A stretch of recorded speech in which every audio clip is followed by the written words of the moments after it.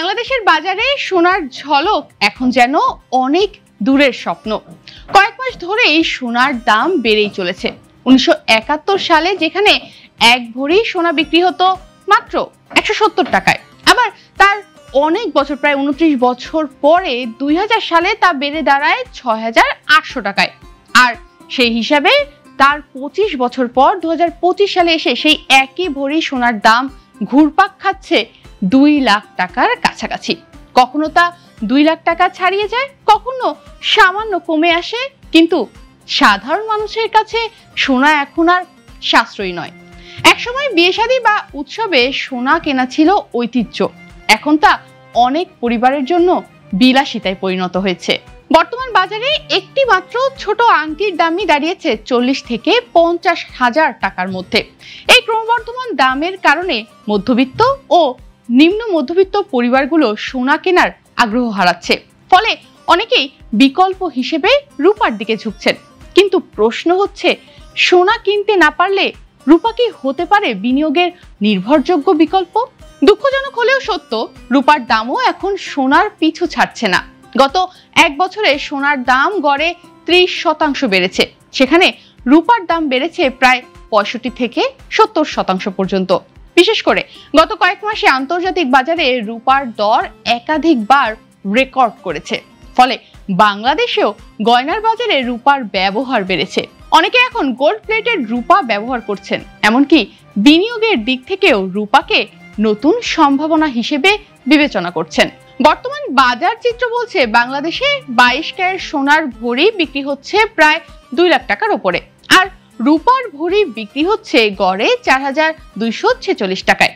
কিছুদিন আগেই রূপার দাম সর্বোচ্চ 6200 টাকায় পৌঁছেছিল, অর্থাৎ গত বছরের তুলনায় রূপার দাম বেড়েছে প্রায় 70 থেকে 80%, যেখানে সোনার দাম বেড়েছে গড়ে 50% মতো।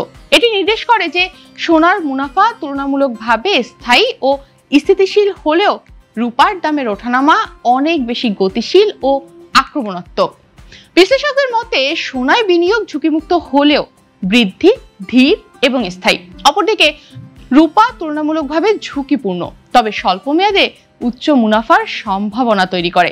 সহজভাবে বললে, অর্থনৈতিক অনিশ্চয়তা ও যুদ্ধের সময় সোনা বাড়ে, আর শিল্প খাত চাঙ্গা থাকলে রূপার চাহিদা উড়ে যায়। সোনা বহুদিন ধরে নিরাপদ সম্পদ বা সেফ হ্যাভেন অ্যাসেট হিসেবে পরিচিত। বৈশ্বিক মন্দা, যুদ্ধ বা মুদ্রার ওঠানামার সময় সোনাই তুলনামূলকভাবে সবচেয়ে স্থিতিশীল থাকে। অন্যদিকে রূপা হলো শিল্প খাত নির্ভর ধাতু, ইন্ডাস্ট্রিয়াল প্রিশিয়াস মেটাল।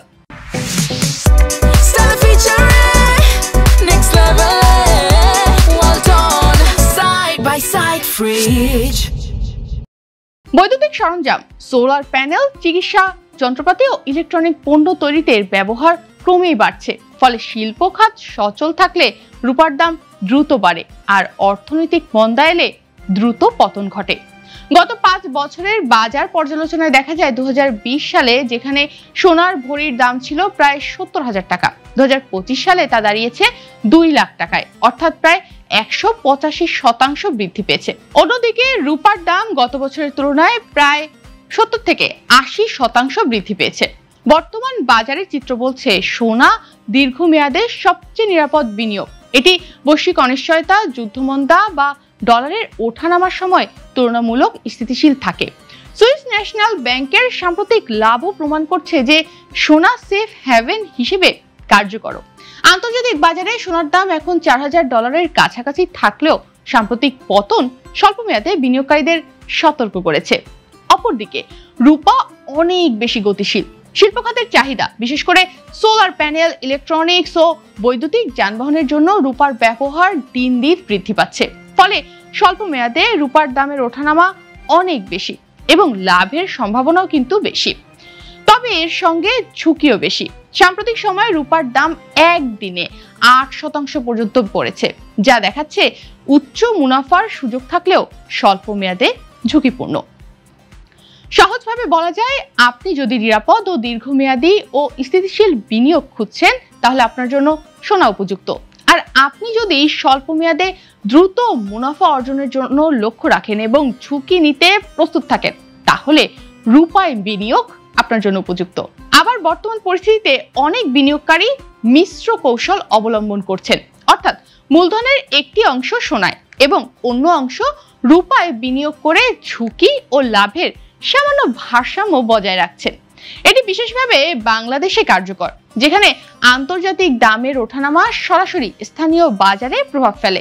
মূলত আপনার বিনিয়োগের সিদ্ধান্ত হবে আপনার ঝুঁকি গ্রহণ ক্ষমতার উপর নির্ভর করে।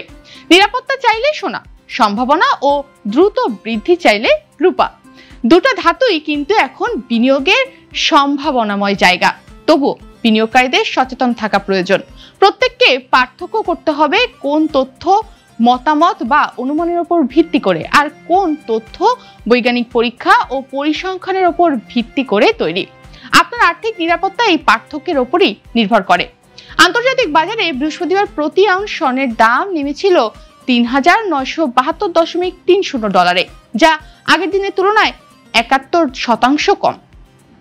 আর রূপা পৌঁছেছে $৩৩ প্রতি আউন্সে। যুক্তরাষ্ট্রের সুদের হার, ডলারের শক্তি ও বৈশ্বিক অর্থনৈতিক নীতির ওপর নির্ভর করছে ভবিষ্যতের দামের দিক নির্দেশনা। বাংলাদেশও এর বাইরে নয়। ডলার শক্তিশালী হলে আমদানির খরচ বাড়ে, ফলে সোনার দামও বাড়ে। তখন অর্থনীতিবিদ অ্যালেক্স এপকারিয়ান বলছেন, অর্থনৈতিক অনিশ্চয়তার সময় সোনাই সবচেয়ে নির্ভরযোগ্য সম্পদ।